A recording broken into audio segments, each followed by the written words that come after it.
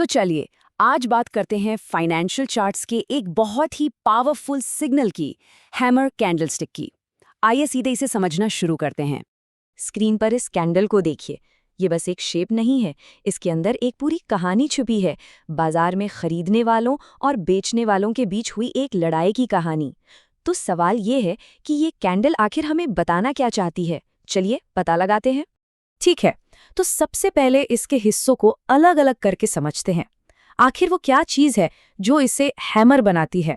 सबसे पहले नजर डालते हैं इसकी ऊपरी हिस्से पर, यानी इसकी छोटी सी बॉडी पर। ये हमें ये बताती है कि खास टाइम फ्रेम में ओपनिंग और क्लोजिंग प्राइस, यानी मतलब जिस कीमत पर ट्रेडिंग शुरू हुई और जिस पर खत्म हुई, वो बहुत ही पास पास थी। और अब आता है कहानी का सबसे मजेदार हिस्सा, ये लंबी सी नीचे की बत्ती जिसे विग भी कहते हैं। ये दिखाती है कि बेचने वालों ने कीमत को बहुत नीचे धकेल दिया था, लेकिन फिर खरीदने वालों ने जबरदस्त वापसी की और कीमत को वापस ऊपर खींच लिया।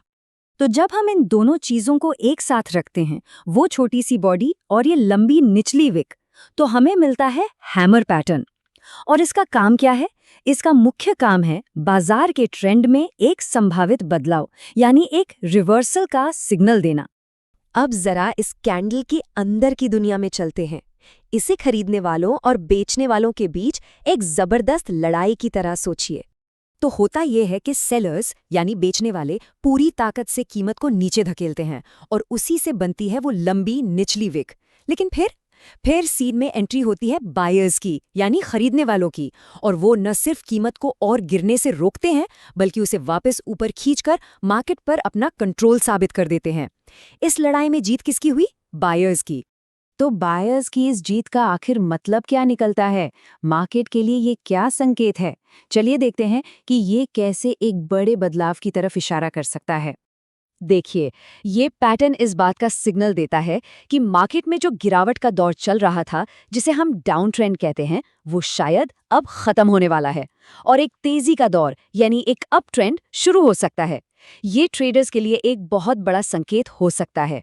लेकिन एक मिनट, किसी भी सिग्नल पर एक्शन लेने से पहले एक गोल्डन रूल है जिसे कभी कभी नहीं भूलना चाहिए।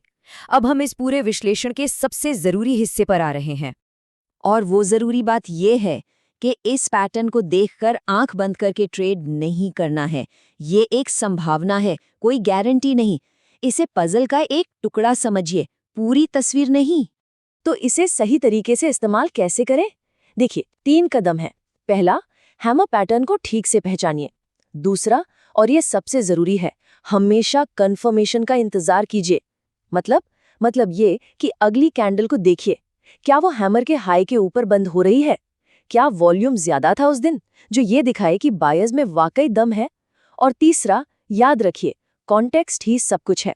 एक हैमर जो एक लंबे डाउन ट्रेंड के बाद किसी बड़े सपोर्ट लेवल पर बनता है, वो हवा में कहीं बीच में बनने वाले हैमर से कहीं ज्यादा पावरफुल होता है। तो हमने देखा कि कैसे बस एक कैंडल मार्केट की पूरी कहानी बयां कर सकती है। एक जंग की कहानी, एक संभावित बदलाव की कहानी। सोचने वाली बात है ना कि अगर एक अकेली कैंडल में इतनी गहराई है, तो सोचिए पूरे चार्ट में और न जाने कितने राज छुपे होंगे।